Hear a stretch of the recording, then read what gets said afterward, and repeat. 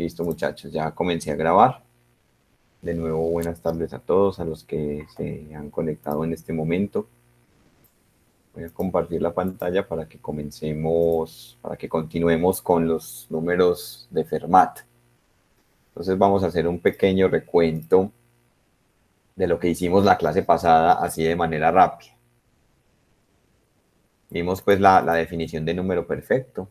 Recordemos que un número perfecto es aquel que es igual a la suma de todos sus divisores positivos propios.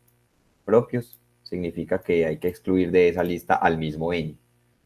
Vimos una caracterización, ¿cierto? Si un número cumple eso, entonces es porque sigma de n es igual a 2n. Vimos un par de ejemplos. Vimos los primeros 8 números perfectos. Observamos pues que a partir ya el quinto es un número grande, el sexto, el octavo es un número muy grande ya. Entonces esto sugiere pues que esos números perfectos son más bien escasos, ¿cierto? Mucho más escasos que los primos. De hecho, adelantándome, no, esto ya lo mencionamos la clase pasada. Ustedes ya saben que los primos son infinitos, aún no se sabe si estos números perfectos son infinitos. Pero esta lista sugiere pensar que todos los números perfectos pares son de esta forma. Y la respuesta es afirmativa. Nosotros la mostramos en este teorema. Si 2 a la k menos 1 es un primo, entonces el número que yo formo con esa estructura, o sea, 2 a la k menos 1 lo multiplico por 2 elevado a la potencia anterior de 2 que aparece aquí, ese es un número perfecto, obviamente par, por cómo está estructurado. Y Euler probó que todo número perfecto par tiene esta forma. Este teorema lo probamos la clase pasada. Y esto sugiere entonces que para buscar números perfectos debemos buscar números de esta forma que sean primos. Vimos un lema que nos dice dónde no buscarlos. O sea, el lema dice que si este paréntesis es un número primo, necesariamente el exponente es primo. Entonces nos dice, ese lema nos dice, bueno, si usted va a buscar números perfectos, usted necesita que esto sea primo. Y si esto es primo, el exponente es primo, o sea que nunca los vaya a buscar con el exponente compuesto, con este k compuesto. Pero eso no significa que siempre que yo ponga un primo acá, este paréntesis es primo. Y el contraejemplo clásico es con k igual a 11, que era, digamos, como el hueco que se observaba acá. Miren que pasa de este primo a este primo, y entre ellos está el 2 a la 11 menos 1, que es compuesto, o sea que ese no puede ser 2 a la 11 menos 1 entre paréntesis multiplicado por 2 a la 10 afuera, no puede ser un número perfecto. Entonces a los números que tengan esta forma, 2 a la k menos 1, se les llama números de Mersenne, que fue en honor pues al monje francés Marin Mersenne, que fue quien los estudió detalladamente en 1644. Entonces, relacionándolo con lo anterior, la búsqueda de números perfectos se reduce a la búsqueda de primos de Mersenne, ¿cierto? Si se supiera que los números primos de Mersenne son infinitos, entonces se tendría que los números perfectos pares son infinitos, pero eso no se sabe hasta la actualidad. Y hasta la actualidad no se conocen números perfectos impares. Lo que sí se sabe es que si llega a existir un número perfecto impar, este tiene que ser mayor que 10 a la 300. Si llegara a existir, puede que no exista, ¿cierto? Bueno, entonces aquí tenemos, por ejemplo, los primeros 4 primos de Mersenne, que son estos, que son números primos que resultan de esta forma, dándole valores primos a P, por el lema, porque si yo le doy valores compuestos a P, nunca voy a obtener un primo. Pero eso no significa, hay que tener cuidado y soy enfático con eso, no significa que si le doy valores primos siempre voy a obtener un primo, no.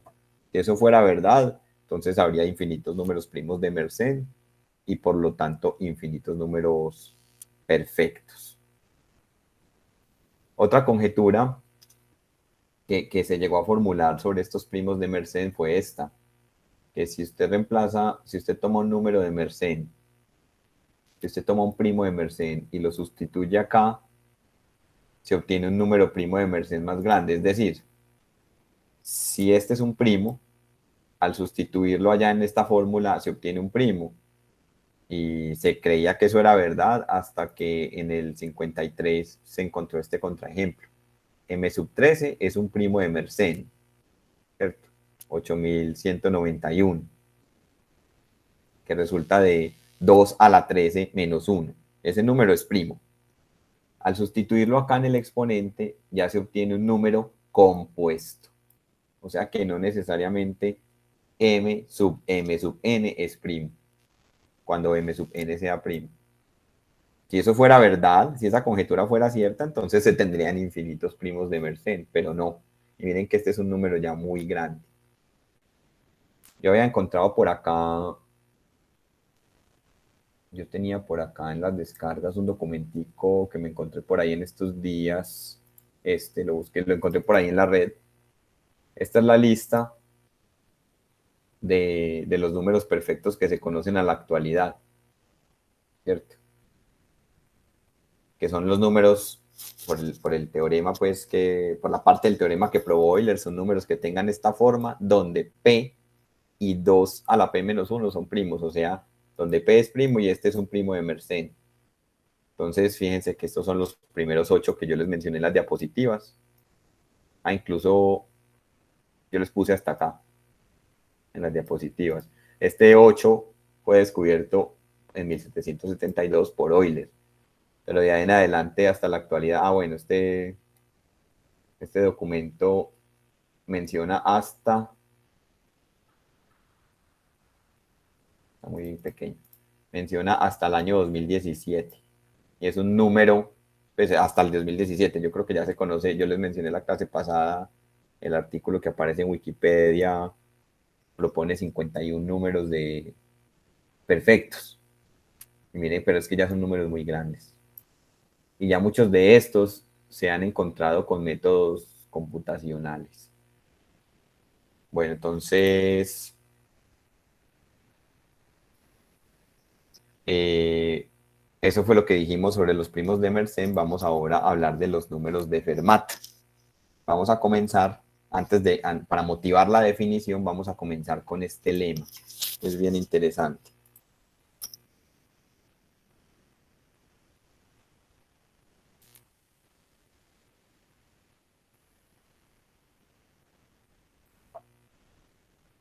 Este lema dice que si 2 a la m más 1 con m positivo llega a ser un primo impar, entonces necesariamente el exponente tiene que ser potencia de 2 para algún entero n, ¿cierto?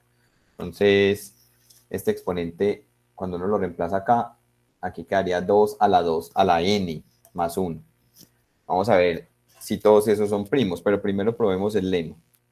Entonces, la demostración viene como sigue. Vamos a razonar por el reducción al absurdo. O sea, ¿qué hay que probar? O sea, supongamos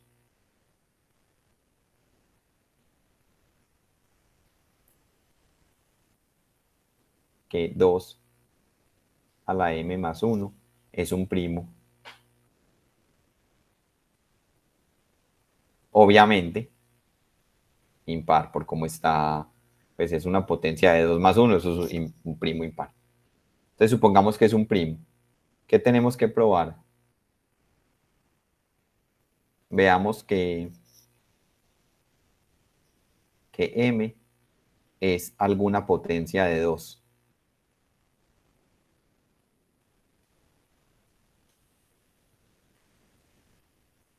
Si yo fuera a razonar por reducción al absurdo, ¿qué tendría que suponer por el contrario?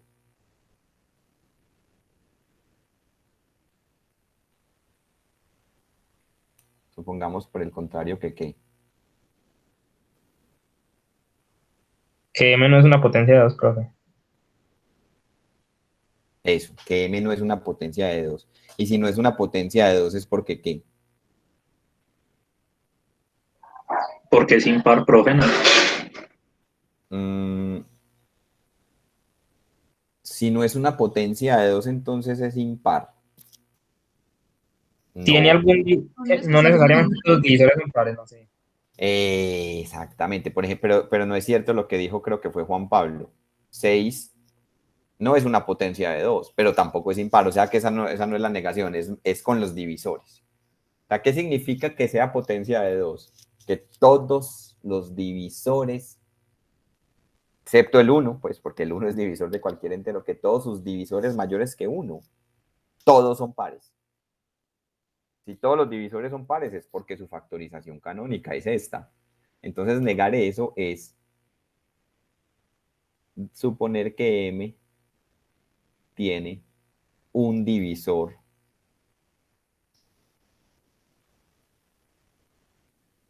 impar mayor que 1, o sea, un divisor impar de la forma 2K más 1 mayor que 1, pues porque, ¿por qué mayor que 1? Pues porque todos los enteros tienen a 1 como divisor.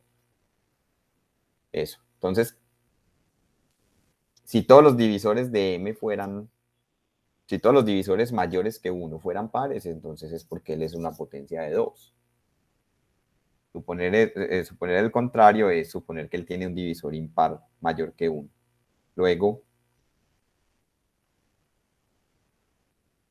M es de la forma 2K más 1 por algo para algún R.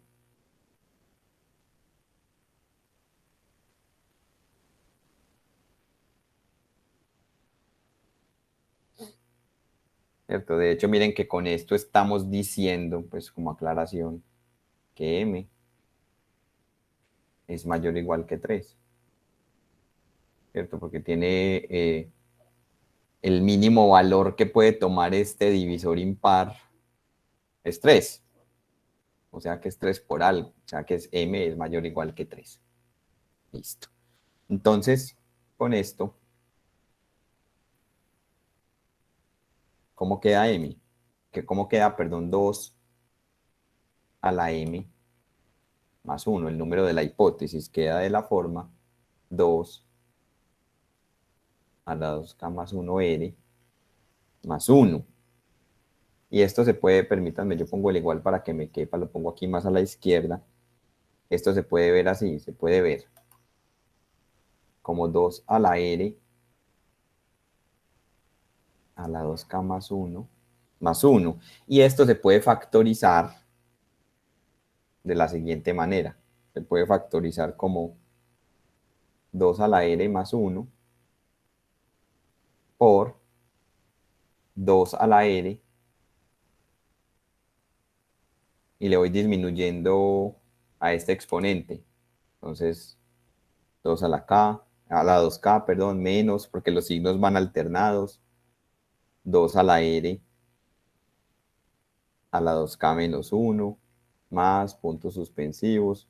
Por aquí aparecerá 2 a la R a la 2, o sea, 2 a la 2R, menos 2 a la R más 1. ¿Cierto? Para entender bien esta factorización, basta, estamos factorizando una suma de potencias. Entonces, vayan y consulten, estos son cosas que se pueden probar por inducción. Basta que usted consulte factorización de a la n más b a la n. Vamos a ver si la encontramos por ahí.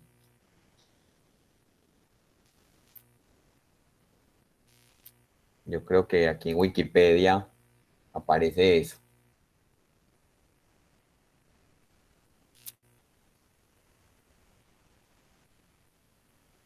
Mírenlo acá. Es esta fórmula. La fórmula correspondiente para la suma de dos potencias enésimas depende de si n es par o impar. Si n es impar, que es nuestro caso, ¿cierto? Porque tenemos aquí un exponente impar. Entonces, si es impar, b puede ser reemplazado por menos b en la fórmula anterior.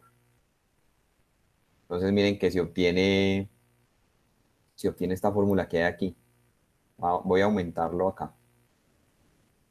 es esta fórmula, se me perdió, es esta fórmula de aquí, la que estamos usando. Miren que en el primer paréntesis va la suma de las raíces enésimas y luego se va disminuyendo el n y van los signos alternados.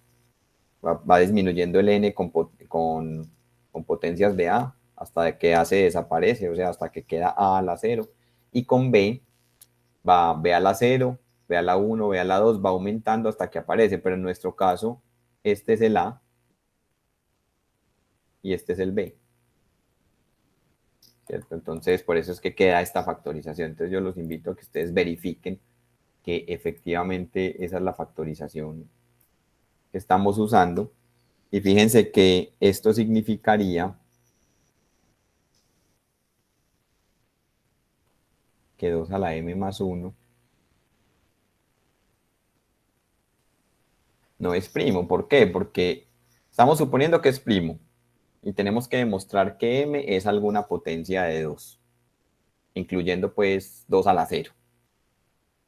Estamos razonando por reducción al absurdo. Supongamos que no es una potencia de 2. Si no es una potencia de 2 es porque tiene por lo menos un divisor positivo, un divisor impar mayor que 1. Al hacer esta cuestión algebraica acá, fíjense que como el R es positivo, como el R es positivo, entonces esto significa que este factor es por lo menos 3. Y este factor, bueno, si el número... bueno, ya con eso es suficiente para decir que 2 a la m más 1 no es primo. ¿Por qué? Porque como aquí dijimos que m es mayor o igual que 3, entonces este número es por lo menos 9.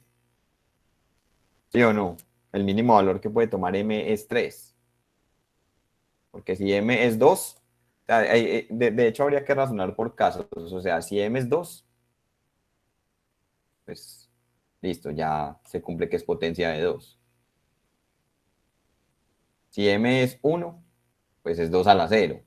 Pero para mayor o igual que 3 se hace este razonamiento, ¿cierto? Entonces, hemos probado, ya aquí termina, m no es primo y esto es una contradicción con la hipótesis, porque si era primo, entonces hemos probado que si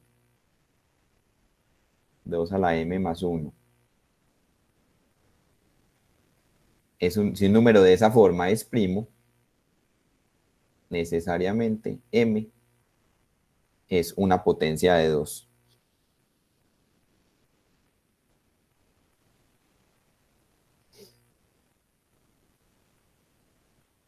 Listo. Aquí terminó la demostración, pues aquí simplemente estaba analizando entonces que si este número, si un número de esta forma es un primo, necesariamente tiene que tener esta forma para n mayor o igual que 0. Eso no significa que todo número que tenga esta forma sea primo, pero perdón, esta definición. Esa es la definición de número de Fermat. Entonces, un número que tenga esta forma, miren, el lema motiva la definición. O sea, si yo quiero primos de esta forma, necesariamente tienen que tener esta forma. Esto no significa que todos los de esta forma sean primos. Los que sí se llaman primos de Fermat. Entonces, un número de Fermat es un entero, es de la forma 2 a la 2n más 1 con n mayor o igual que 0. Y a esos números los vamos a llamar f sub n. Si f sub n es primo, entonces f sub n se llama primo de Fermat. Entonces, Fermat conjeturó en 1650 que f sub n es primo para todo n. Esta conjetura resultó ser cierta para los primeros 5 números de Fermat. Fíjense, con n igual a 0, usted le empieza a dar valores acá. N igual a 0, se obtiene 2 a la 0 es 1, o sea que queda 2 a la 1 más 1. Eso es 3. Después se obtiene 5, que es primo. Después se obtiene 17, que es primo. Después se obtiene 257, que es primo. Después se obtiene 65.537, que también es primo. Resulta que Euler demostró en 1732 que el sexto número de Fermat no es primo. O sea que la conjetura de Fermat resultó ser falsa. Euler probó que no es primo y que se puede factorizar así. O sea, pero es que miren, en la época encontrar esta factorización no era sencillo. Eso no era sencillo. O sea que el sexto número de Fermat no es primo. Hasta la fecha, no se conoce ningún primo de Fermat mayor que el quinto. Entonces, se sospecha que del sexto en adelante, todos los números de Fermat son compuestos. Pero se sospecha, eso no, ustedes ya saben, ustedes a estas alturas de su formación académica, ya saben que hasta no tener una demostración, eso no se puede afirmar, eso es un problema abierto. Entonces aquí surgen dos problemas abiertos. ¿Será que existen solo 5 primos de Fermat? ¿Será que existen infinitos? Porque podría ocurrir que de aquí en adelante haya un montón de números de Fermat compuestos y por allá muy lejos todos empiecen a ser primos. Eso podría pasar. Pero se vuelven problemas que son difíciles de controlar porque esos números ya vienen siendo muy grandes. O sea, miren el sexto número de Fermat. Es del orden de 4.294 millones y miren la factorización. Pero hay propiedades interesantes pues que se pueden establecer para los números de Fermat. Pero entonces es muy importante que nos quedemos con esto que hicimos acá. O sea, si un número de esta forma, potencia de 2 más 1, llega a ser primo, el exponente tiene que ser a su vez potencia de 2. O sea, tiene un número de esta forma es primo, tiene que ser un número de Fermat. Y ya vimos que no necesariamente todo número de Fermat es primo. Por ejemplo, con n igual a 6 acá, Euler probó, con n igual a 5, que es el sexto porque estamos contando desde cero, Euler probó que ese número es compuesto. Listo. Vamos a ver una propiedad importante de los números de Fermat. La siguiente. No sé si hasta aquí de pronto, muchachos, haya alguna pregunta. ¿Habían escuchado mencionar los números de Fermat?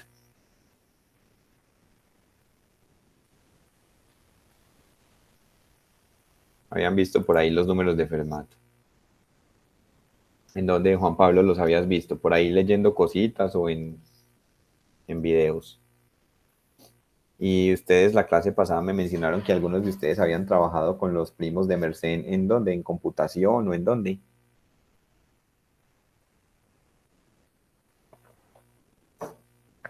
Ah, en programación, en programación. Y en programación no han trabajado con estos de Fermat.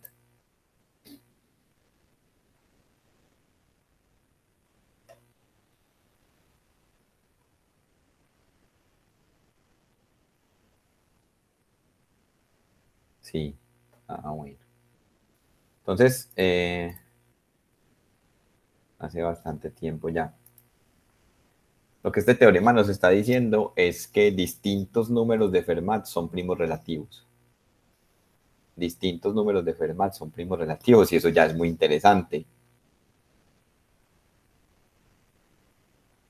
Si m y n son enteros no negativos diferentes, entonces, como son diferentes, uno de ellos es mayor que el otro.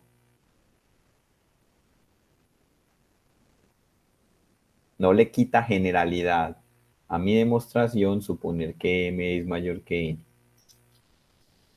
Profe, y si no, y si el que es mayor es n, pues cambie lo que haya que cambiar en la demostración. Eso es cuando, esto es lo que ocurre en una demostración cuando uno dice sin pérdida de generalidad, ¿cierto? Entonces supongamos que ellos son, que m es mayor que n, y como ellos son enteros no negativos, pues claro, que los números de Fermat comienzan con el índice desde cero, entonces son enteros no negativos. Y sea D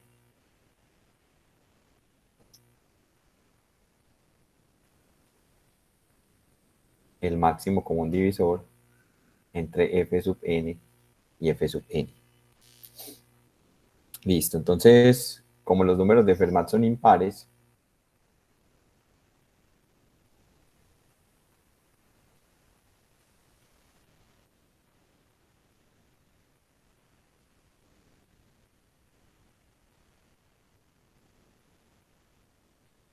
está claro eso, ¿cierto? Está claro que todos los números de Fermat son impares, ¿cierto? Por ser algún par más uno. Eso está bastante claro, creo yo. Entonces, como los números de Fermat son impares, entonces D tiene que ser impar.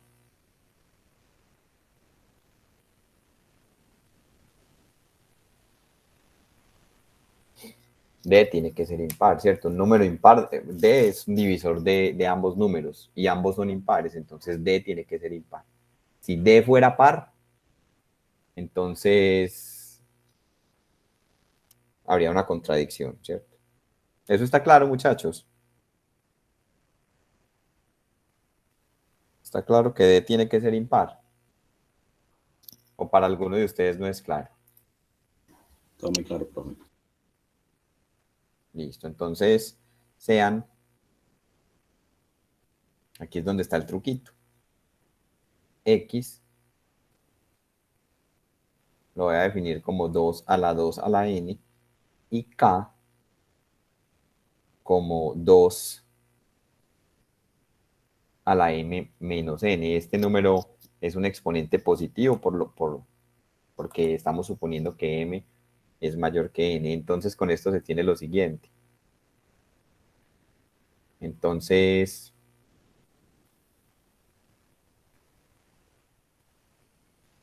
f sub m menos 2 sobre f sub n. Vamos a hacer este cálculo a ver qué nos da. Entonces, ¿quién es f sub m? Por la definición de los números de Fermat, esto es 2 a la 2 a la m más 1, y le estoy restando 2. Todo sobre f sub n, que es 2 a la 2 a la n más 1. Listo, entonces esto es igual a ¿qué? Esto es igual a 2 a la 2 a la m menos 1 sobre 2 a la 2 a la n más 1. Esto es igual, fíjense que este exponente de acá lo puedo escribir así, como m menos n más n, pues sumar y restar, o sea que, y si lo separo de una vez, queda así, ¿cierto? Cuando yo hago esta operación, pongo la misma base y sumo los exponentes, recupero lo que tenía aquí. Menos 1, todo sobre 2 a la 2 a la n más 1. Entonces miren que esto lo puedo escribir como 2 por propiedades de la potenciación, 2 a la 2 a la n a la 2 a la m menos n, ¿cierto? Porque se multiplican estos exponentes, que es el producto que está aquí. Menos 1 sobre 2 a la 2 a la n más 1. Es una demostración muy algebraica y tiene ese truco que a uno no se le ocurre. Esto es que 2, lo que hay dentro de este paréntesis es lo que nosotros llamamos x. O sea que tenemos x a la k. ¿Cierto? Lo que hay aquí en el paréntesis es x y el exponente es k. O sea que tengo x a la k menos 1 sobre x más 1. Esa división de polinomios es exacta. ¿Cuánto da? Da x a la k menos 1 menos x a la k menos 2 más puntos suspensivos menos 1 por allá. ¿Cierto? Porque recuerden que este se factoriza como x más 1 por todo esto. Eso es algo similar al caso de factorización que yo les estaba mostrando hace un rato en Wikipedia. Y esto es un entero. O sea que esto, ¿qué significa? Que esta división es entero, o sea que f sub n divide a f sub m menos 2.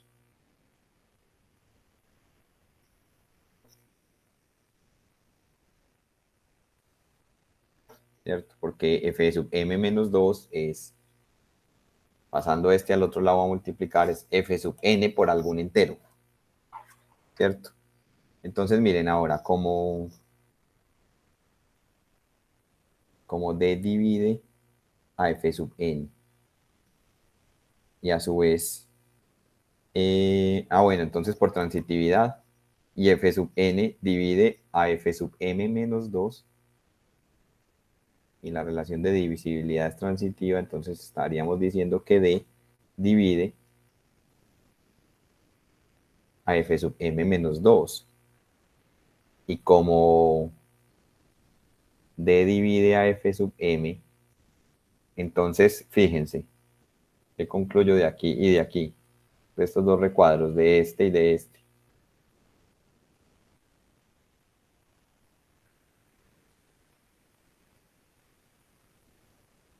Díganme ustedes, ¿qué concluirían ustedes de ahí?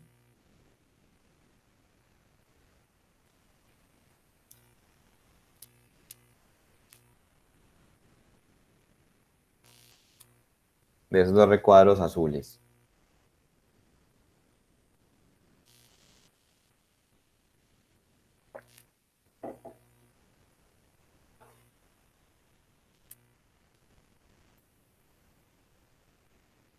Díganme ustedes, muchachos, ¿qué se sigue de ahí? ¿Qué de divide a quién?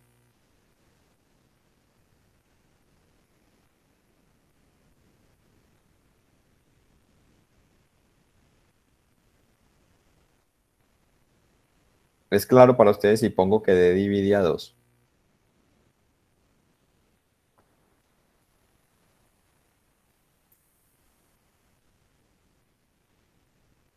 Si divide a ellos dos, divide a cualquier combinación lineal de ellos. En particular, divide a esta combinación lineal. Y esta combinación lineal da 2. Claro. Finalmente,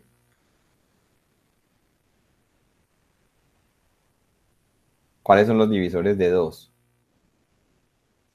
1, los divisores positivos, 1 y 2. Y por allá habíamos dicho atrás que d es impar.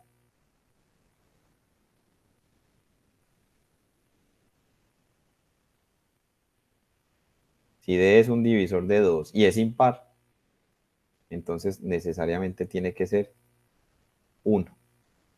Y eso era lo que había que probar, que d era el máximo común divisor entre esos dos números de Fermat. O sea que hemos mostrado que todos los números de Fermat son primos relativos.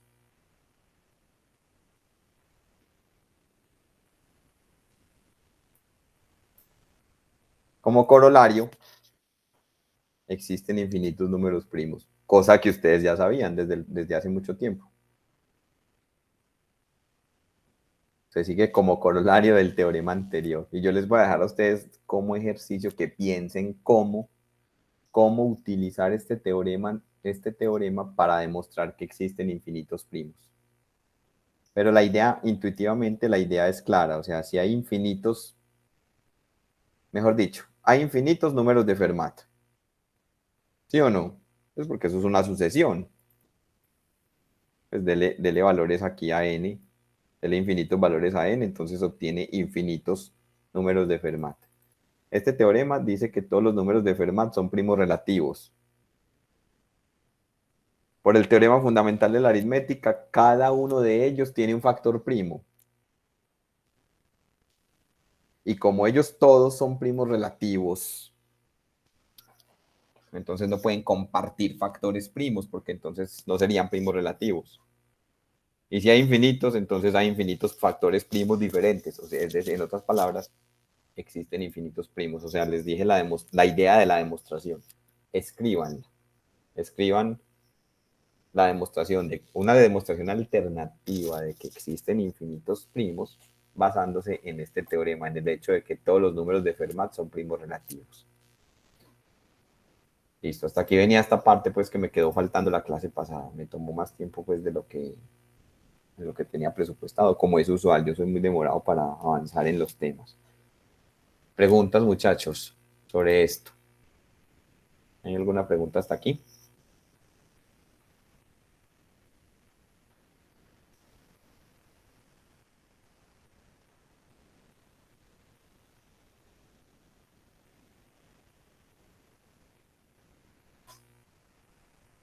Listo, muy bien, Juan Fernando.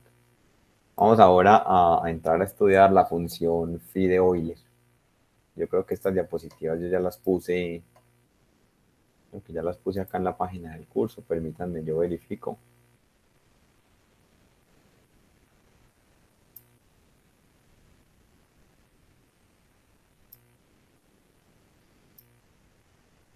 Así, ya estas de la función phi de Euler ya las puse aquí en la página del curso. Bueno, entonces es una función, vamos a empezarla a estudiar, es una función aritmética, estamos en la unidad de funciones aritméticas, que le permitió a Euler generalizar el pequeño teorema de Fermat. O sea, fue Euler quien demostró por primera vez el pequeño teorema de Fermat y meses más tarde él lo generalizó. Y lo generalizó introduciendo esta función phi. Entonces, hoy, en la clase de hoy vamos a estudiar esta función phi de Euler. Después vamos a ver cómo sirve, ya en otra clase vamos a ver cómo sirve para generalizar el pequeño teorema de Fermat y vamos a ver algunas propiedades de esta función. No nos extrañará que esta función sea una función multiplicativa. Entonces vamos a comenzar con la definición. Y esta función es muy importante. Ustedes la van a utilizar en los cursos de álgebra. Cuando estudien la aritmética modular, pues los enteros módulo n, los anillos de enteros, los grupos de enteros módulo n y los anillos de enteros módulo n, por allá va a aparecer esta función phi de Euler. Entonces, para cada entero positivo, definimos phi de n como el número de enteros positivos menores o iguales a n y primos relativos con n. La definición es bastante clara, ¿cierto? ¿Qué hace la función phi? La función phi para un entero n te dice cuántos enteros positivos hay entre 1 y n y que sean primos relativos con n. Entonces, es fácil verificar que los valores de la función phi para los 10 primeros enteros positivos son los que aparecen en la siguiente tabla. Entonces, por ejemplo, para n igual a 1, ¿cuántos enteros positivos hay menores o iguales que 1 y primos relativos con 1? Solamente 1, el mismo 1. Para n igual a 2, ¿cuántos enteros positivos hay menores o iguales que 2? Solo hay 2, 1 y 2, pero que sean primos relativos con 2, solamente el 1. Entonces, por eso phi de 2 es igual a 1. Miremos, por ejemplo, no sé, phi de 8. Miremos, por ejemplo, phi de 8. Queremos calcular phi de 8, ¿cierto? Así solo con la definición. Entonces, ¿cuáles son los enteros menores o iguales que 8?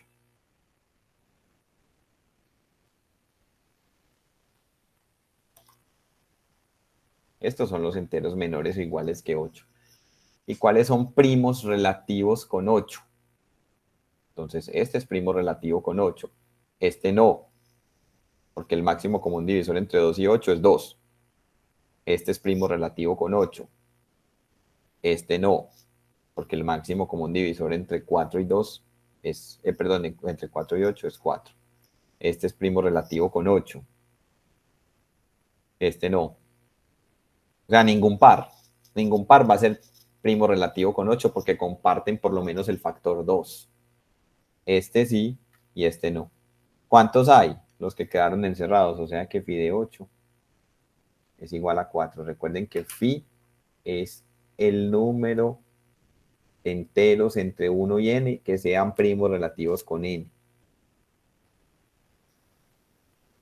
Listo, entonces se puede verificar, ustedes pueden llenar, pues pueden verificar los otros cálculos aquí en esta tablita. Por ejemplo, para los primos, por ejemplo, para 5. Haga la lista entre 1 y 5. 1, 2, 3, 4, 5. Ahí hay 5 enteros. De esos 5, todos son primos relativos con 5, excepto el mismo. 1 es primo relativo con 5, 2 es primo relativo con 5, 3 también, 4 también y 5 no, o sea que por eso es que son 4 de ellos. Listo, miren los valores. 1, 1, 2, 2, 4, 2, 6, 4, 6, 4. Si usted completa la tabla, pues si usted la hace con más valores a n, dándole más valores a n, estos números de aquí siempre van a ser pares, eso lo vamos a demostrar enseguida. O no sé si alcance a demostrarlo hoy. Entonces, aquí tenemos la gráfica de esa función. Esa función también se llama totalizador. Esta palabra no tiene traducción, esta que aparece aquí en la diapositiva no tiene traducción. Totient, también se conoce como Euler's Totient Function. Esa función, fíjense que todos sus valores siempre están por debajo de esta recta x menos 1. Todos los valores están así. ¿Por qué? Porque cuando la función toma valores, digamos, casi cercanos a n, en los primos, ¿cierto? En 5 su valor es 4, en 7 su valor es 6. En los primos, pi de p es p menos 1. Claro, si usted coge un primo p y usted hace la lista de enteros entre 1 y p, de esa lista, todos son primos relativos con p, excepto p. O sea, quite p de esa lista y 1, 2, 3, hasta p menos 1, todos son primos relativos. O sea que esta función toma el valor de n menos 1 cuando n sea primo. De ahí, en otros valores, el valor es más pequeño. En otros valores de n, la imagen es más pequeña. Por eso es que los valores siempre están por debajo de esta recta. Entonces la función phi es llamada función phi de Euler, aunque la notación funcional phi de n se debe a Gauss. Curioso eso. En ocasiones phi de n es llamado indicador de n o totalizador de n. Phi de 1 es igual a 1, ya que el máximo común divisor entre 1 y 1 es 1. Eso está claro. Ahora, para enteros que sean mayores que 1, el máximo común divisor entre un entero y el mismo es el mismo entero.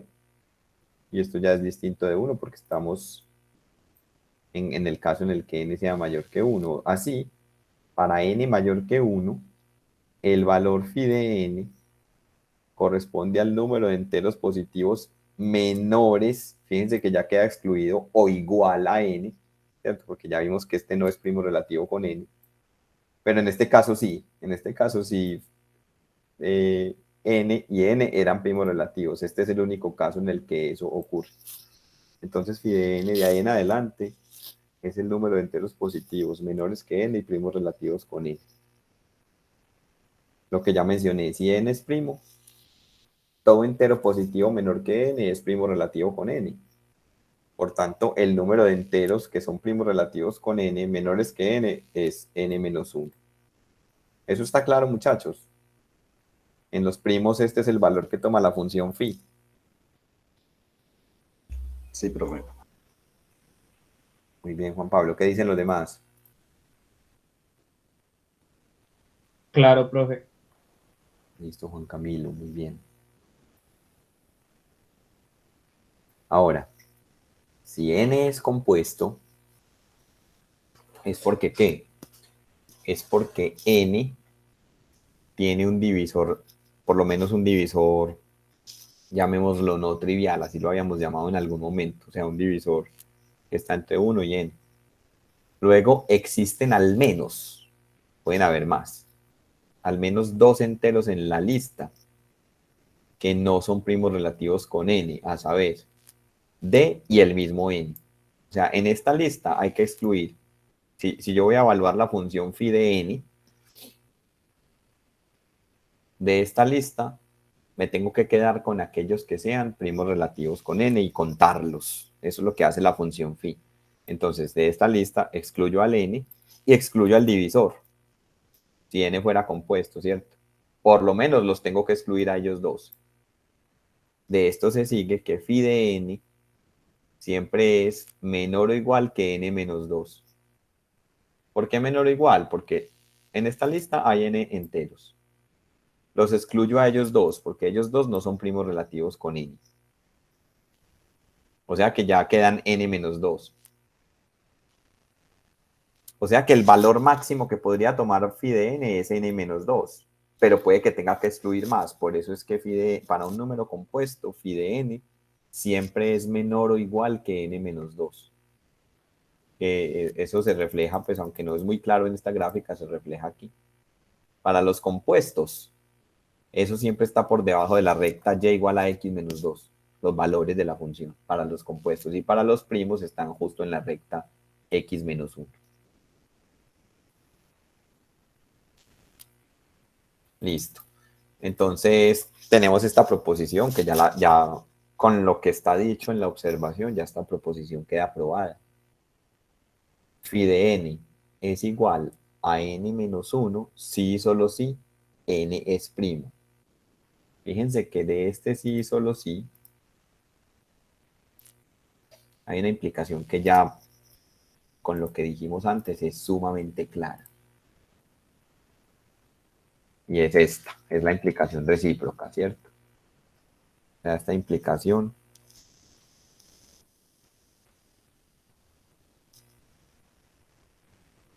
ya está lista. O sea, si n es primo, phi de n es n menos 1. Eso quedó bastante claro acá. Ahora, para la otra implicación, ¿cómo hacemos? Supongamos que phi de n es n menos 1. ¿Y qué tenemos que probar? Entonces dice, veamos que n es primo.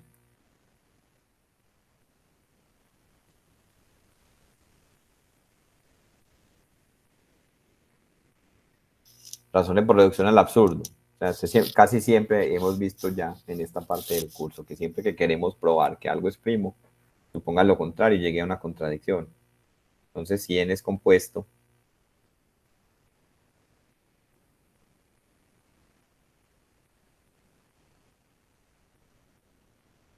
por el razonamiento anterior, phi de n es menor o igual que n menos 2. ¿Cierto? Ese es el razonamiento que hicimos acá. Entonces, pero phi de n es igual a ¿qué? A n menos 1 por hipótesis, o sea que estaríamos diciendo que n menos 1 es menor o igual que n menos 2. O sea que menos 1 es menor o igual que menos 2.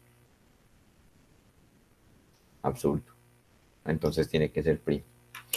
Entonces queda aprobada la proposición. Perdón. Listo. Entonces, la idea es, bueno, cómo deducir una fórmula que me permita evaluar la función phi de n en cualquier entero n. Y eso dependerá de la factorización canónica. Entonces, con miras a demostrar eso, vamos a ver primero este teorema. ¿Qué pasa con las potencias de los primos? Y este teorema es crucial a la hora de evaluar la función phi en algún valor, en algún entero n. Porque ustedes ya saben que el teorema fundamental de la aritmética les permite nos permite escribir todo entero n como producto de potencias de primos, producto de primos, ¿cierto? Entonces, el teorema dice, si P es primo y K es positivo, entonces phi de P a la K es P a la K menos P a la K menos 1. Ya esta otra igualdad está clara, pues esta de acá. Es sino factorizar P a la K y queda que multiplica a 1 menos 1 sobre P. Listo, entonces es claro que, lo voy a poner entre comillas, por si de pronto no es tan claro. El máximo común divisor entre n y P a la K es 1, si y solo si P no divide a n. ¿Qué dicen ustedes de esta afirmación? ¿Sí es clara?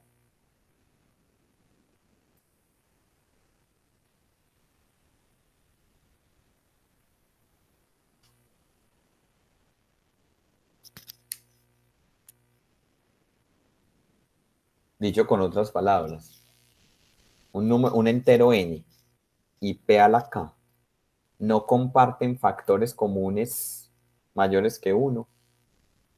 Sí, solo sí, P y N son primos relativos. ¿Sí es claro eso? ¿Qué dicen ustedes? Sí, profe. Sí, profe. Bueno, entonces explíquenmelo porque para mí no es tan claro. Pues, profe, al menos una de las implicaciones sí me queda muy clara, la otra no tanto. Vamos a probar ambas. Entonces vamos a hacer un paréntesis en nuestra demostración y vamos a probar, digamos, por ejemplo, la implicación directa.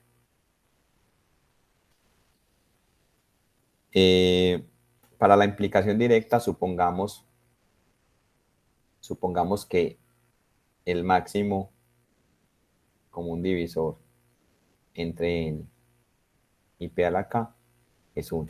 O sea que n y p a la k no comparten factores comunes. Cuando digo no comparten factores comunes, es distintos de 1 porque el 1 siempre es un factor común en todos los enteros, ¿cierto? Entonces razonemos por reducción al absurdo. Tenemos que probar que P no divide a N. ¿Qué pasa si P divide a N? Si P divide a N, como P divide a P a la K, entonces P es un divisor común. Entonces, por definición de máximo común divisor, como por hipótesis estamos suponiendo que es 1, P es menor o igual que 1, lo cual es absurdo, ¿cierto? O sea que esta implicación de izquierda a derecha quedó probada fácilmente e intuitivamente era clara, porque si estos dos números son primos relativos, es porque no tienen divisores comunes distintos de 1.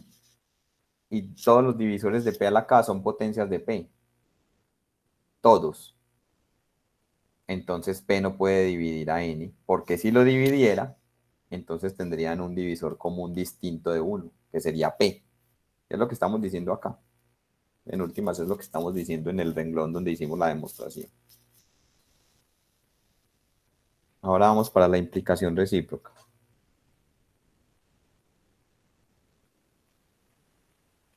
Esta es la hipótesis. Si P no divide a N, entonces el máximo común divisor entre N y P es 1. Listo. Entonces, de nuevo, razonemos por reducción al absurdo. O antes de eso, tratemos de mirarla intuitivamente. Si N y P son primos relativos, entonces N y P a la K también lo tienen que ser. Si N y P son primos relativos, ¿esto qué significa?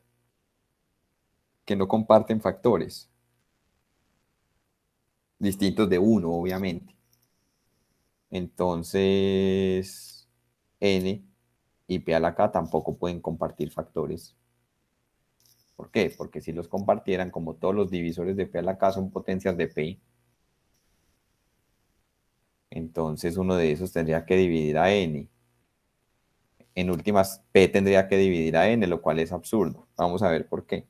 Entonces razonemos por reducción al absurdo. Si el máximo común divisor entre n y p a la k fuera un número mayor que 1, entonces ¿esto qué significa? Que d divide a n y d divide a p a la k. Pero todos los divisores de p a la k son ¿de qué forma? Son de la forma p a la a, con a variando entre 0 y k. Pero aquí no puedo incluir el caso 0. ¿Por qué? Se queda 1. Porque daría 1 y estamos suponiendo que no. ¿Cierto? Entonces, ¿esto qué significa? Que p a la a divide a n. ¿Esto qué significa? Que n es igual a p a la a por algo, por algún r. Y esto lo puedo escribir como p por p a la a menos 1 por r. Y a menos 1 es un entero positivo, o sea que todo este numerito es un entero, ¿cierto? Porque como estamos diciendo aquí que a es estrictamente mayor que 0, entonces a es mayor o igual que 1. Entonces a menos 1 es positivo. En otras palabras, aquí logré sacar un factor p dividiendo a n, lo cual es absurdo, porque por hipótesis p no dividía a n. Entonces ahí está, cierro paréntesis en nuestra demostración, y ya está clara entonces, ahora sí está más clara esta afirmación de acá.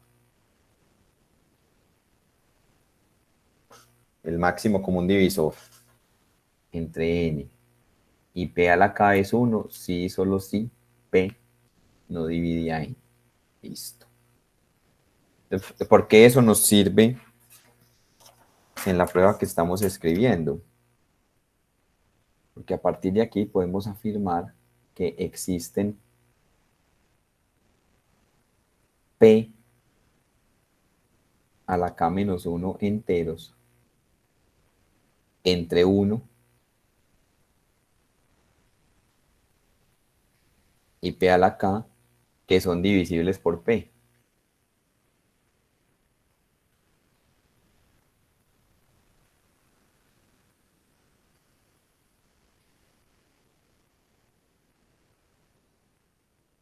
A saber, ¿quiénes?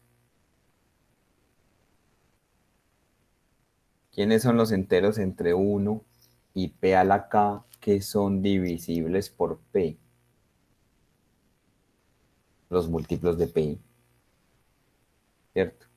¿Quiénes son divisibles por p? Los que sean múltiplos de p, 1p, 2p, 3p, 4p, 5p, etcétera, hasta llegar a p a la k menos 1 veces p. Es decir, hasta llegar a este tope.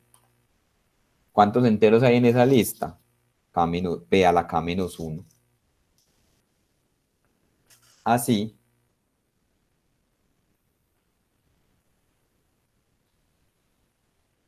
el conjunto de todos los enteros escritos entre 1 y p a la k contiene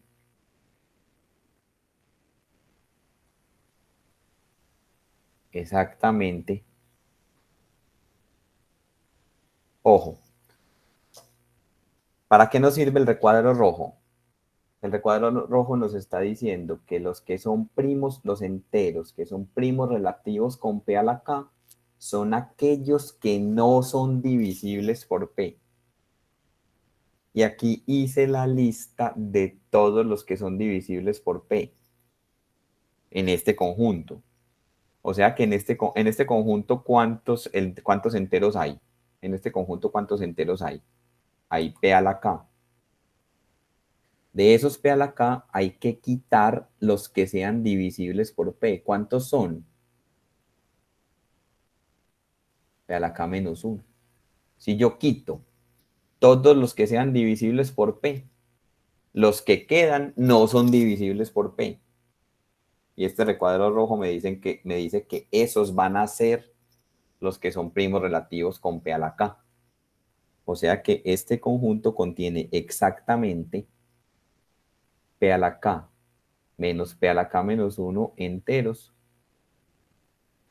que son primos relativos con P a la K.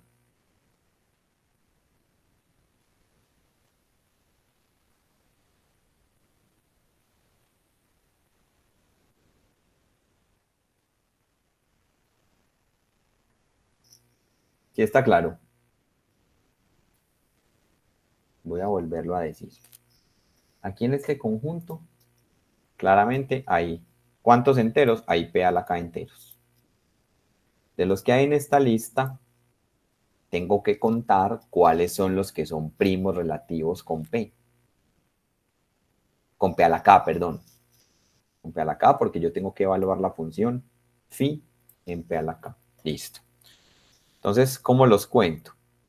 Este recuadro que está aquí en rojo, que ya lo probamos, nos dice, vea, los que son primos relativos con P a la K son aquellos que no sean múltiplos de P o divisibles por P. Entonces, de esta lista, yo tengo que excluir los que sí son divisibles por P, que son todos estos. ¿Cuántos son? P a la K menos 1, o sea que hay P a la K enteros, le tengo que quitar los que sí son divisibles por P y los que quedan tienen que ser primos relativos con P a la K.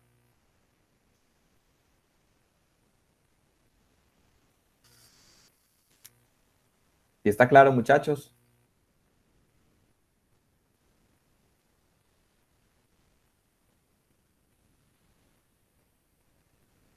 Por tanto,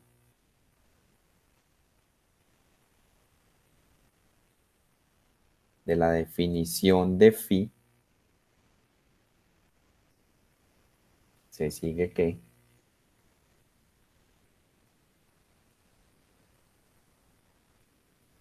la función phi evaluada en P a la K cuenta el número de enteros entre 1 y P a la K, o sea, el número de enteros en este conjunto que sean primos relativos con P a la K. Ya dijimos cuántos son. Son P a la K menos P a la K menos 1. Ya, eso era lo que había que probar. A ver si sacamos factor común P a la K. Esto multiplica a 1 menos 1 sobre P. O sea que ya sabemos, por lo menos, ya sabemos evaluar la función phi en potencias de primos. Preguntas sobre esta prueba.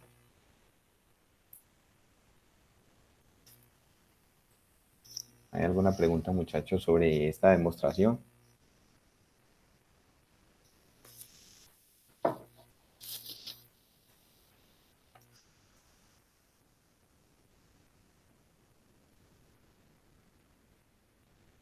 ¿Está todo claro hasta el momento?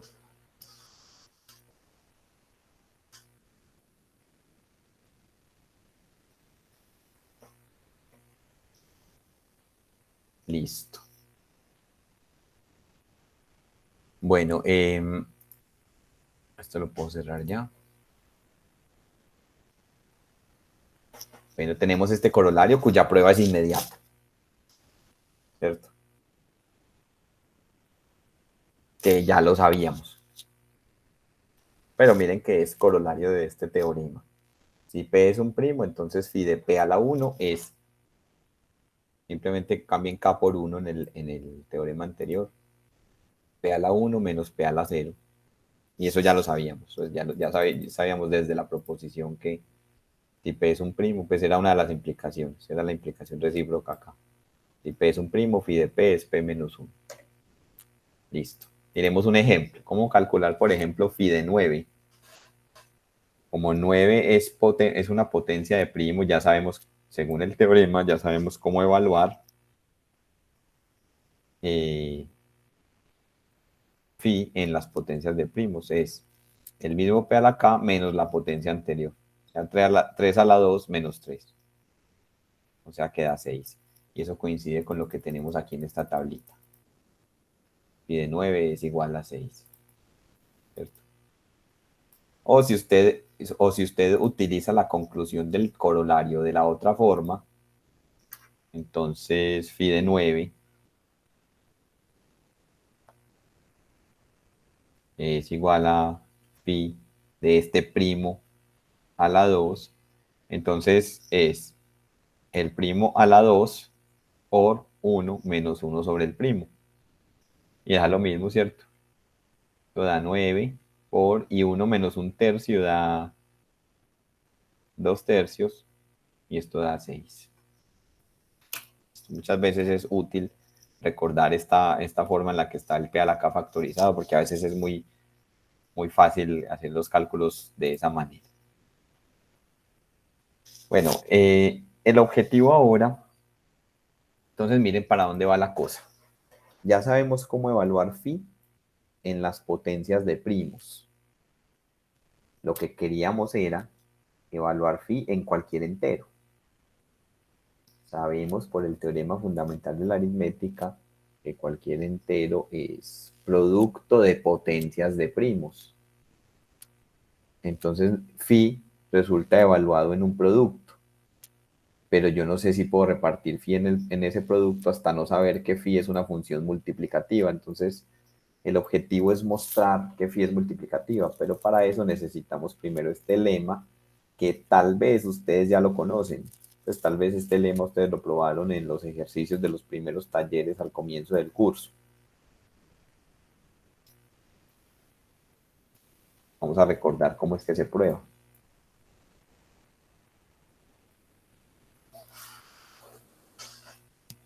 Bueno, entonces vamos a hacer la prueba. Entonces es un sí y solo sí. Este lema está diciendo que un número es primo relativo con un producto, sí y solo sí es primo relativo con cada uno de los factores. Eso es lo que dice el lema. Entonces vamos a ver primero en esta implicación, supongamos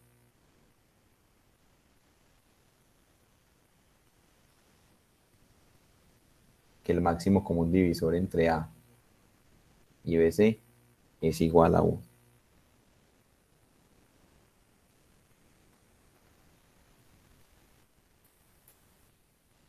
Pensé que alguien nos escuche como una notificación aquí en Google Meet.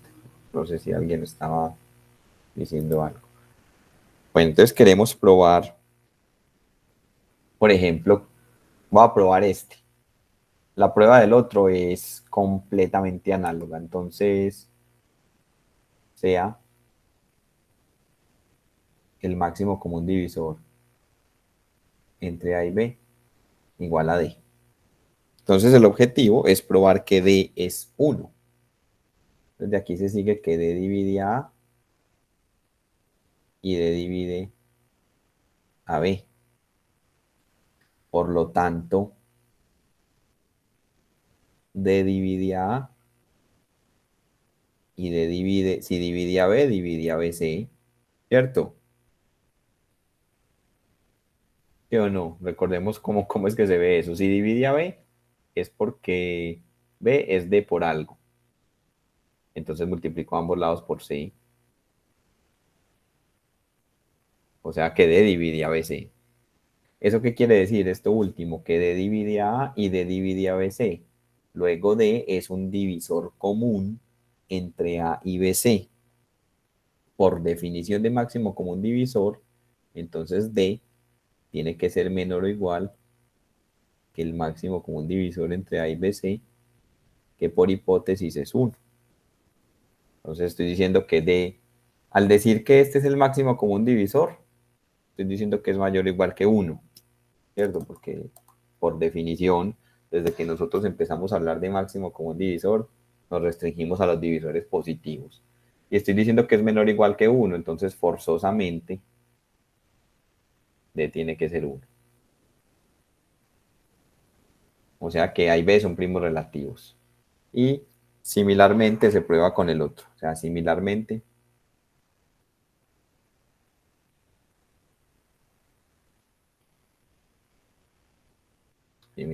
se prueba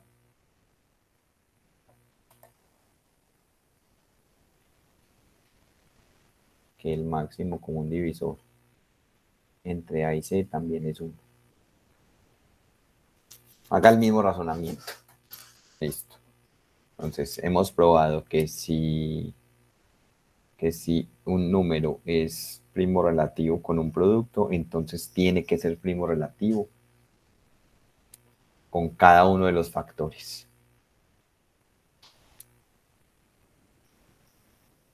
Listo. Tenemos la implicación recíproca. Supongamos que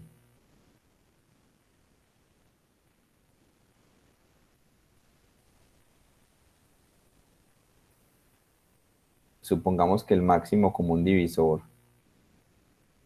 entre A y B es 1 y que el máximo común divisor entre A y C también es 1. Estamos suponiendo que A es primo relativo con B y con C. Queremos probar que A es primo relativo con el producto. Entonces sea el máximo común divisor entre A y BC. Llamémoslo D sub 1. Entonces supongamos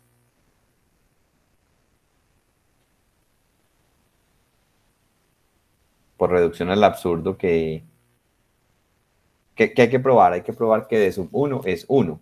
Supongamos que no es 1. Como es positivo, entonces es mayor que 1. Entonces puedo aplicar el teorema fundamental de la aritmética. O sea, este lema lo podíamos probar después de que vimos ese teorema. Porque el teorema es para números mayores que 1. Luego de 1 tiene un divisor primo P.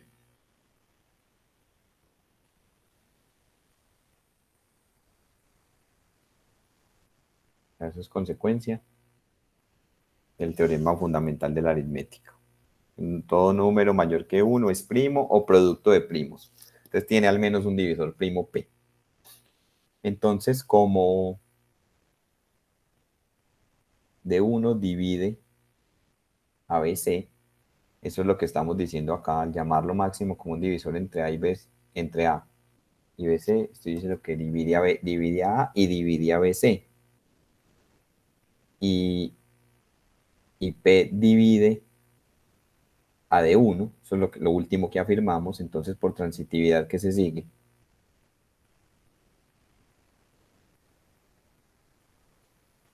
Entonces P divide a BC, pero P es primo. Entonces, ¿esto qué implica? Si un primo divide a un producto, entonces divide a B o divide a C. Esto es el corolario del lema de Euclides.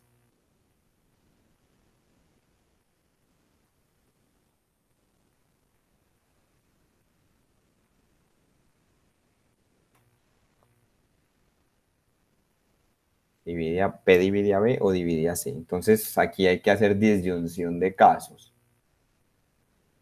Solamente voy a hacer este caso y el otro es similar. ¿Qué pasa si P divide a B? Si P divide a B, como P divide a A, ¿por qué?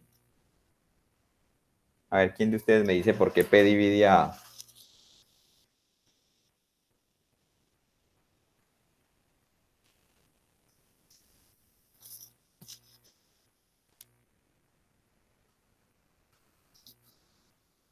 Porque pues ¿qué? Porque P es un divisor de sub 1. Claro. Y de 1 divide a A. O sea, entonces, pues de 1 divide a A. Entonces, ¿qué estoy diciendo? P divide a B y P divide a A. O sea que P es un divisor común. O sea que él es menor o igual que el máximo común divisor entre A y B, que por hipótesis es 1. Absurdo, estoy diciendo que hay un primo menor o igual que 1. Y si P divide a C, puntos suspensivos, también obtienen la misma contradicción. Pues, llenen ustedes los puntos suspensivos. ¿Y qué nos llevó a esa contradicción? El haber supuesto que D es mayor que de 1 es mayor que 1. Entonces, en conclusión,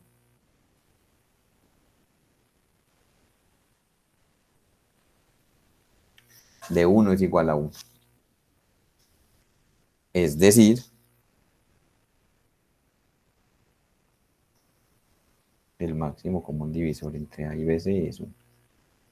Y eso termina la prueba del lema. Bueno, y esta prueba este lema se puede generalizar a un número finito de factores. O sea, aquí en lugar de poner BC, yo puedo poner un producto con un número finito de factores. O sea, si A es primo relativo con todo un producto, eso equivale a decir que es primo relativo con cada uno de los factores y la generalización se hace por inducción. ¿Listo?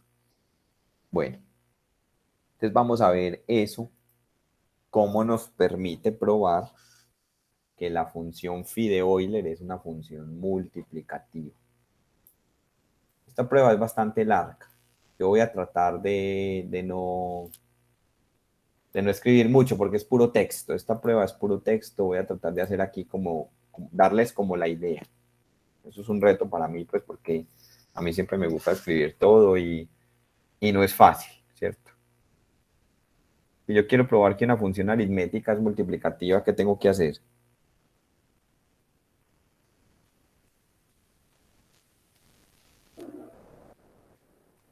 ¿Qué habría que probar, muchachos? Si yo quiero probar que una función aritmética es multiplicativa. Usar que phi de m por n es igual a phi de m por phi de n. Para todo m y n. No, profe, para los divisores, si no me equivoco. Tampoco. Ya se les olvidó tan rápido. Para los primos relativos, profe. Para m y n, primos relativos, ¿cierto? Les voy a recordar la definición. Esta es la definición.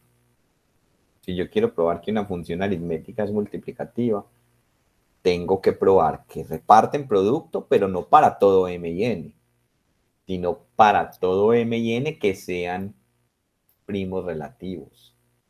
Que si yo lo logro probar para todo m y n, mejor. Pero eso es, yo creo que esta no, bueno, habría que mirar si es completamente multiplicativa. No me lo había preguntado. Habría que mirar ejemplos.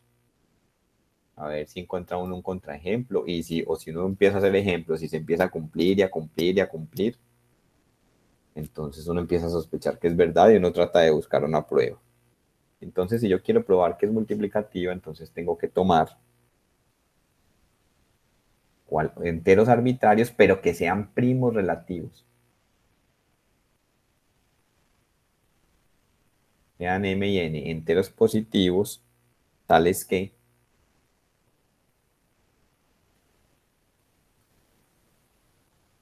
el máximo común divisor entre m y n es 1. Debemos probar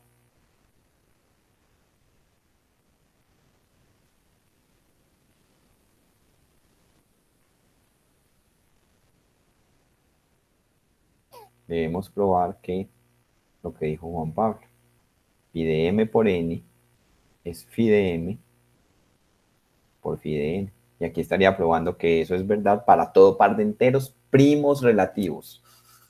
Enteros positivos primos relativos, no para todo m y n. Entonces, lo mismo que hemos hecho en teoremas anteriores. Si m es igual a 1 o n es igual a 1, el resultado se cumple trivialmente.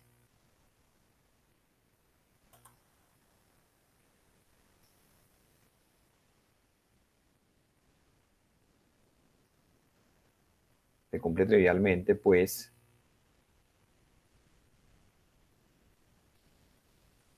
pi de 1 es igual a 1.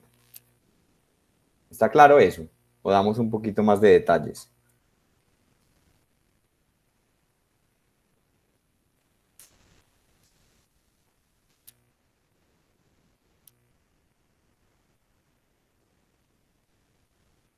Muchachos, está claro que si alguno de los dos es 1, por ejemplo, si m es igual a 1,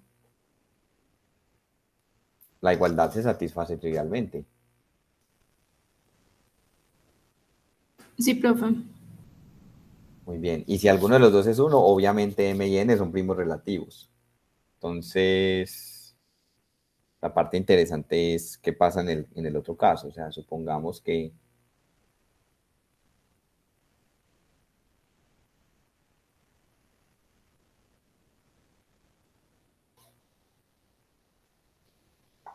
Profe, Camilo, entonces sí. para probar que una función es multiplicativa siempre tengo que empezar mostrando que esa función evaluada en 1 es igual a 1. Em,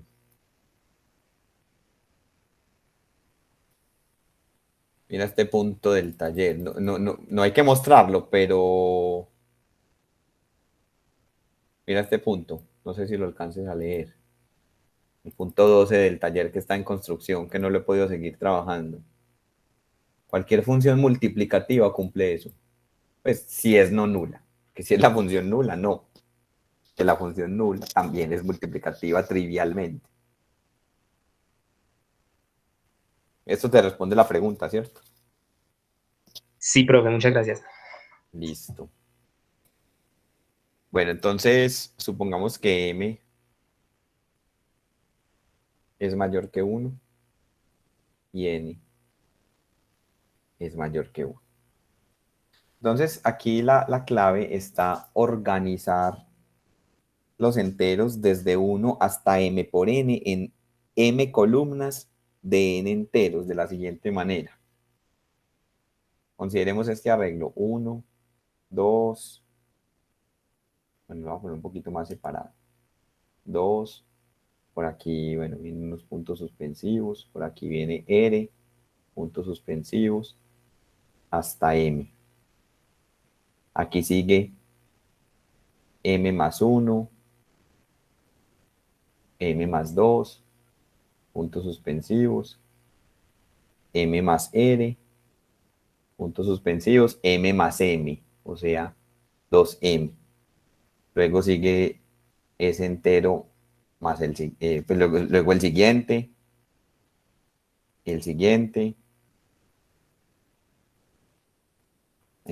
hasta 2M más R, así aquí hasta 2M más M, o sea, 3M, etcétera, etcétera. Entonces aquí puntos suspensivos.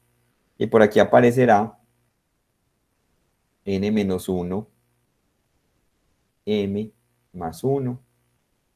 Por aquí aparecerá n menos 1, m más 2. Puntos suspensivos. Por aquí aparecerá n menos 1, m más n. Y aquí aparecerá, lo voy a escribir y luego lo voy a borrar, n menos 1, m más m. O sea,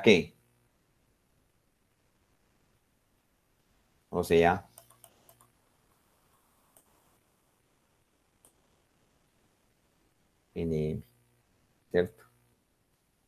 O sea, aquí están los números. Este arreglo contiene los números entre 1 y n por m, y el producto, ¿cierto? Los organicé, porque es que yo necesito evaluar la función phi en ese entero. ¿Qué significa phi evaluado en ese entero? Es el número de enteros que hay entre 1 y ese entero, que en este caso es m por n, que sean primos relativos con él. O sea que, ¿qué es phi evaluado en m por n? Por definición, es el número, permítanme, yo abuso de estas cosas, pues se entiende. El número de entradas en el arreglo anterior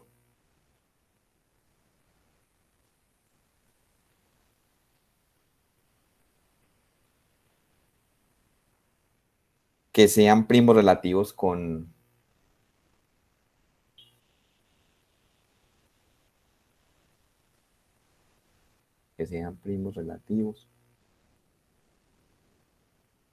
él, ¿cierto? O sea, con mn. O sea que yo tengo que contar en este arreglo cuántos enteros hay que sean primos relativos con mn, con el producto mn. ¿Cómo los cuento? Entonces, ahí es donde viene el lema anterior a ayudar.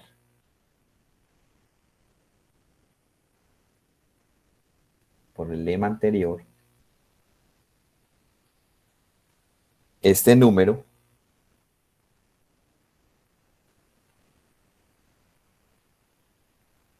es igual al número de entradas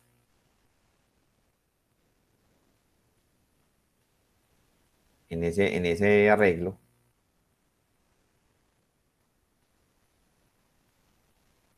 que sean primos relativos con m y n simultáneamente.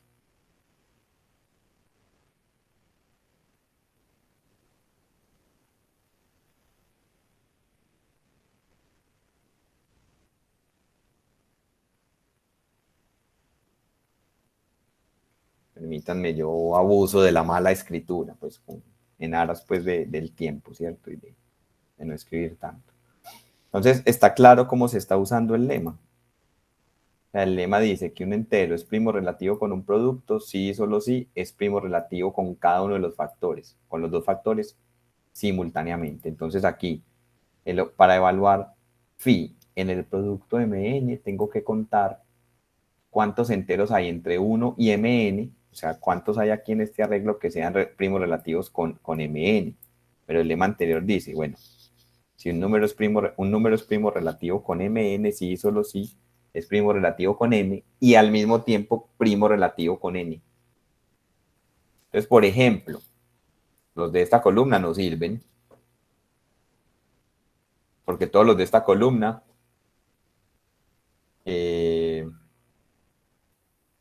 comparten factores comunes con m, el mismo m, ¿cierto? Son múltiplos de m. Entonces, ¿cómo los contamos? Entonces, aquí es donde viene el razonamiento. Como el máximo común divisor entre qm más l y m es igual al máximo común divisor entre r y m. Eso es una propiedad del máximo común divisor. Esto lo dejo como que lo escriban, pues que llenen ustedes los detalles. Tal vez esa propiedad ustedes la hicieron por allá en algún taller antes. Pero bueno, justifiquémosla en palabras. Simplemente para probar esto hay que probar que todos los divisores de estos dos números, o el conjunto de todos los divisores de estos dos números coincide con el conjunto de todos los divisores de estos dos números. Entonces, tomemos un divisor común entre estos dos. O sea que divide a m y divide a esta expresión. Y si divide a m y divide a esta expresión, divide a r. O sea que es un divisor común de r y m. O sea que todo divisor común de estos dos números es divisor común de estos dos. Y recíprocamente, tome un divisor común de estos dos. Divide a m y divide a r. Entonces divide a cualquier combinación lineal de m y r, en particular divide a esta combinación lineal. Entonces es divisor común de estos dos. Es decir, todo divisor común de estos dos es divisor común de estos dos. O sea que estas dos parejas, esta pareja y esta pareja, tienen el mismo conjunto de divisores comunes. El máximo de ese conjunto es el máximo común divisor. Entonces, por eso esos dos máximos comunes divisores son iguales. O sea, les hice el ejercicio conversadito así en palabras. Entonces, como ocurre eso, entonces los números de la enésima columna son primos relativos con m.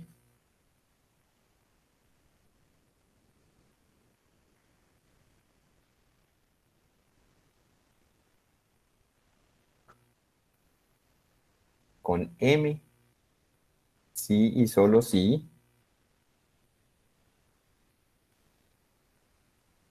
r lo es.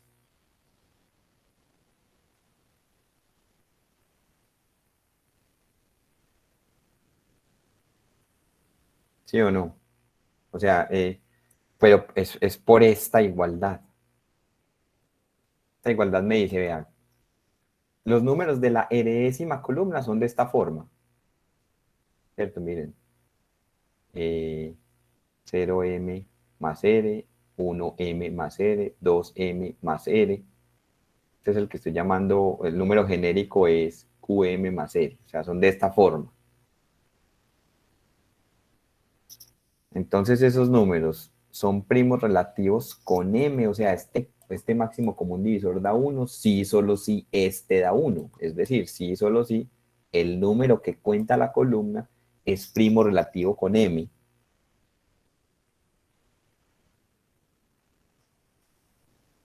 ¿Cuántas columnas hay de esas que cumplan esa condición? Permítanme, yo borro lo que hice acá.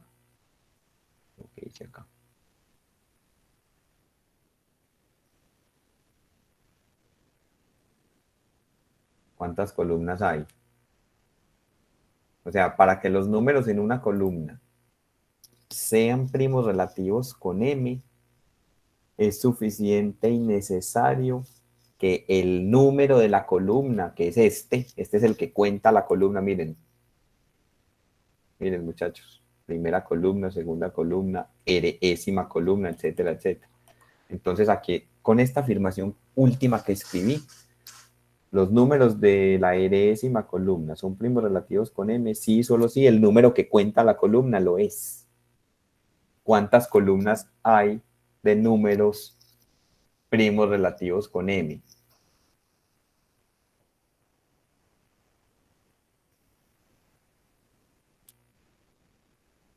¿R menos 1? No, phi de m columnas. Eso es lo que, ¿qué significa phi de m? ¿Qué es phi de m? Es el número de enteros entre 1 y m primos relativos con m. Entonces solo phi de m columnas contienen primos relativos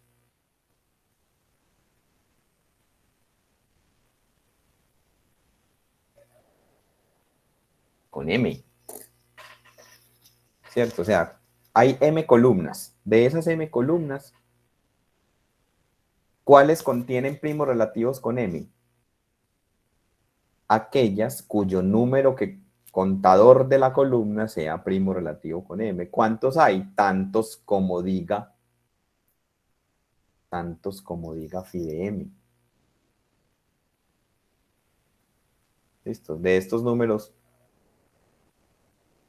de estos primeros m números, o sea, el contador de la columna, ¿qué hace la función phi? La función phi cuenta cuántos de esos son primos relativos con n.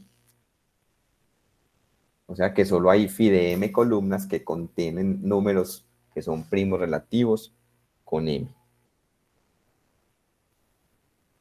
Y, aquí puse un punto, pero hay que terminar la frase. Y cada entrada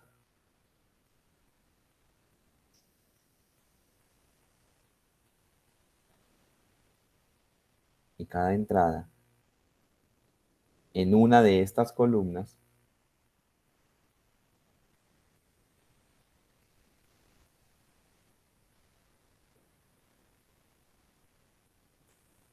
es un primo relativo con m.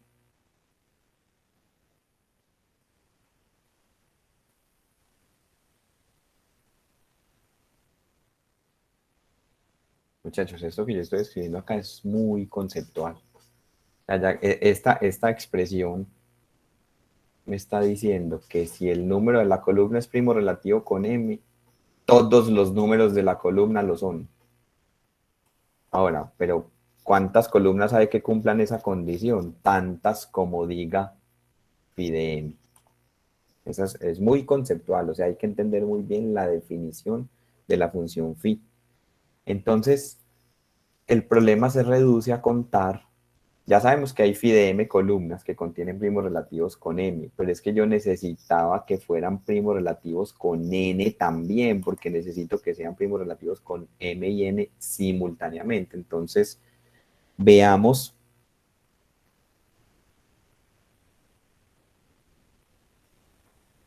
que en cada una de estas phi de m columnas, todas las entradas son primos relativos con m, pero es que no me sirven todas las entradas. Me sirven, tengo que seleccionar aquellas que también sean primos relativos con n. Entonces, en cada una de estas phi de m columnas hay exactamente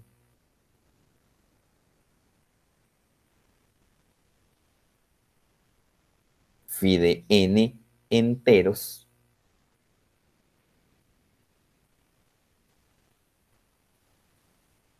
que son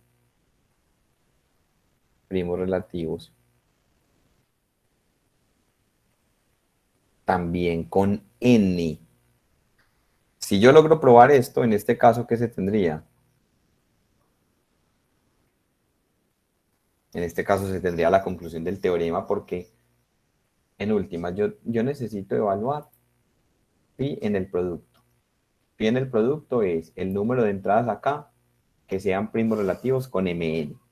Por el lema, eso coincide con el número de entradas que sean primos relativos con m y con n.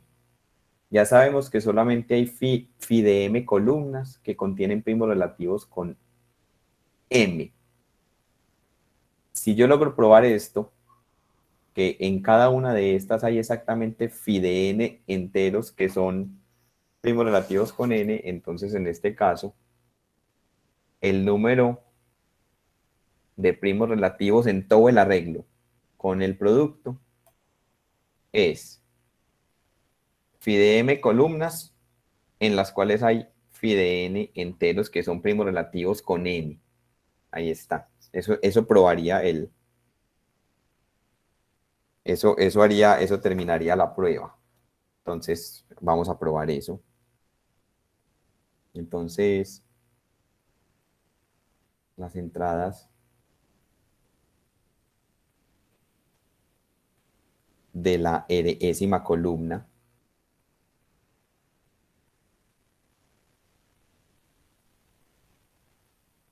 donde estoy tomando un R que sirva. O sea, estoy tomando una de estas phi de m columnas.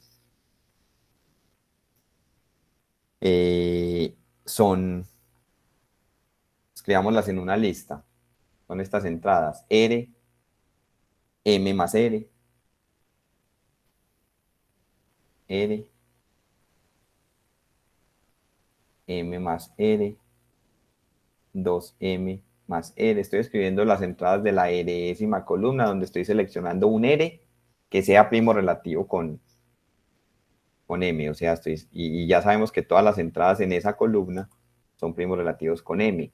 Hay que contar cuántas de esas son primos relativos también con N. Entonces, esto va hasta N-1 M más R. A esta lista la voy a llamar 1.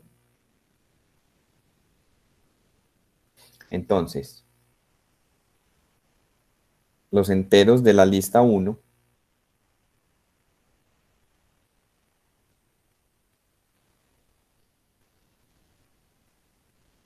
son incongruentes 2 a 2 módulo n.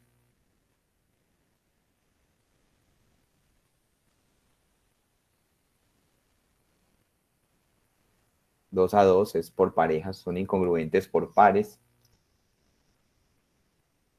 módulo n. Vamos a probar esto. Que, en efecto, ¿qué pasaría si... Miren, ¿cómo son los números de esa lista? Son de la forma Km más R.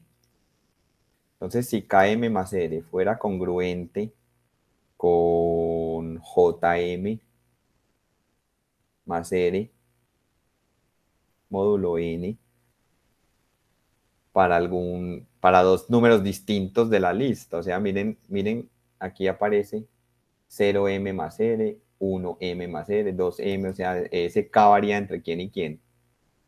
Y no le quita generalidad al suponer un k menor que j, mayores o iguales que 0 y menores o iguales que n menos 1. Entonces, si dos distintos de la lista fueran congruentes módulo n, entonces se tendría resto R a ambos lados, se tendría que Km es congruente con Jm módulo n. Puedo cancelar el m en esta congruencia.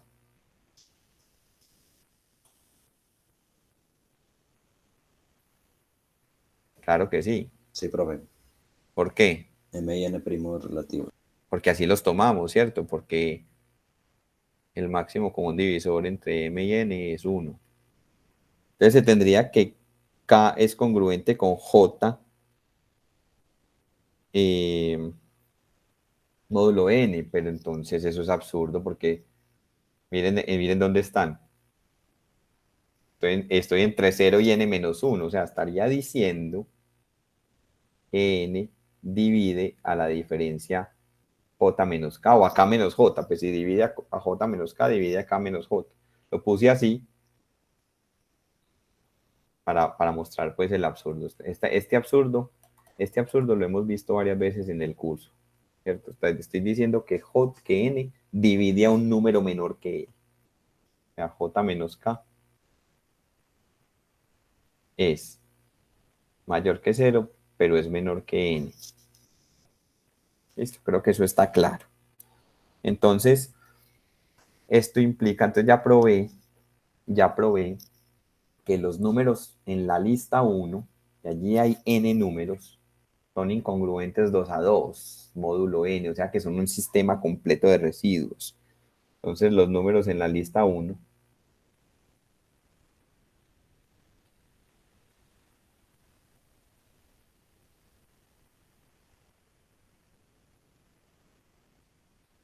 hay que entender muy bien esta frase que voy a escribir aquí. Son congruentes módulo n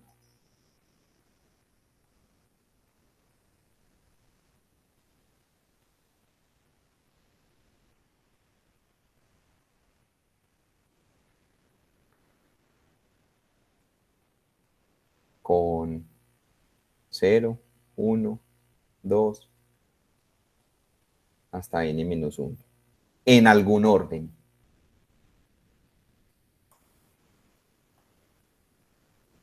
De pronto la frase que escribí no es muy precisa. una frase más precisa sería: cada uno de los números en la lista 1 es congruente con uno y solo uno de los números de esta lista. Pero yo creo que está claro, o sea, se entiende. Si estos n enteros son incongruentes módulo n 2 a 2, es porque los números de esta lista son congruentes con los números de esta lista en algún orden, módulo n. Y cuando digo eso, quiero decir que cada uno de ellos es congruente con uno y solo uno de estos. O sea, en otras palabras, forman un sistema completo de residuos. Ahora,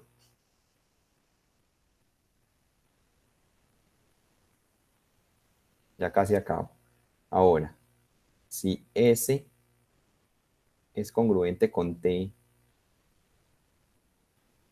módulo N, entonces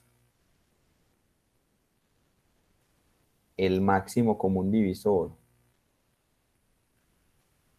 entre S y N es igual a 1, si solo si el máximo común divisor entre T y N también es igual a 1. Esto es otro ejercicio.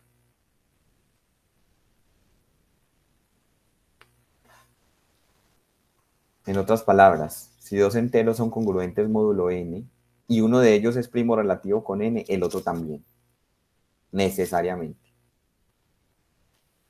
Pero eso yo creo que parte de ese sí, solo sí, ya ustedes lo tenían por allá en un taller. O sea, si dos enteros son congruentes módulo n, entonces ellos tienen el mismo máximo común divisor con n.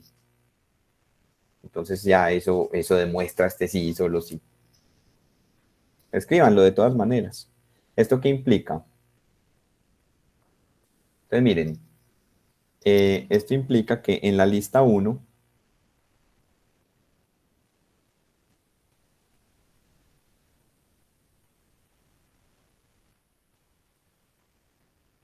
hay tantos primos relativos con n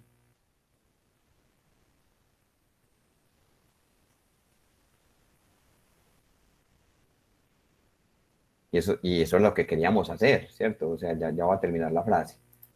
Te quería contar en esta n columna, todos son primos relativos con m, pero quería contar de esos cuántos son primos relativos con n, y como son congruentes con estos en algún orden, entonces, en virtud de este sí, solo sí que dejé como ejercicio, hay tantos primos relativos con n como en el conjunto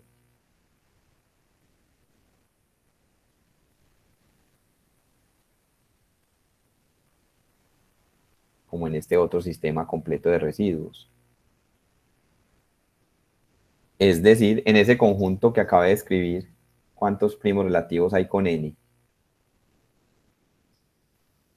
Muchachos, en este conjunto, ¿cuántos primos relativos hay con n?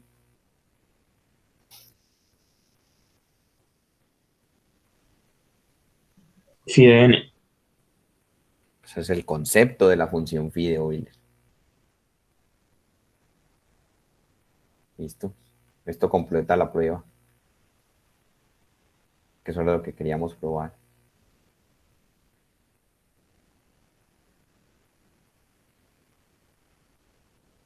O sea, estamos diciendo que ¿qué? Estamos diciendo que en este arreglo, en resumen, en este arreglo, los números de una columna son primos relativos con m. Sí, solo si el número de la columna es primo relativo con m. Entonces, ¿cuántas columnas hay con esas condiciones? Tantas como diga la función phi evaluada en m, porque phi evaluada en m es la cantidad de enteros entre 1 y m primos relativos con m. Y en esas phi de m columnas acabamos de probar que hay phi de n enteros primos relativos con n. Entonces he contado phi de m columnas y en cada una de ellas phi de n enteros que son primos relativos con m y con n simultáneamente. Entonces, por el lema son primos relativos con mn. O sea, se tiene la igualdad. Y eso prueba entonces que la función phi de Euler es una función multiplicativa. Entonces vamos a conectar en la próxima clase, vamos a conectar eso con el teorema anterior y ya podemos, dada la factorización canónica de un entero, y usar el hecho de que la función phi es multiplicativa para evaluar phi en cualquier entero conocida su factorización canónica. Pero eso lo haremos en la próxima clase. Ya se me fue bastante larga esta. Bueno, muchachos, entonces les avisaré cuando termine de calificar los exámenes. Y el próximo martes nos conectamos para seguir hablando de la función phi de Euler y del teorema de Euler que generaliza el teorema de Fermat. Muchas gracias por su atención. Les deseo una feliz tarde. Muchas gracias a usted, igualmente. Muchas gracias. Duan está por ahí todavía, ya se fue. Duan, ahí me escuchas. Quiero preguntarte algo.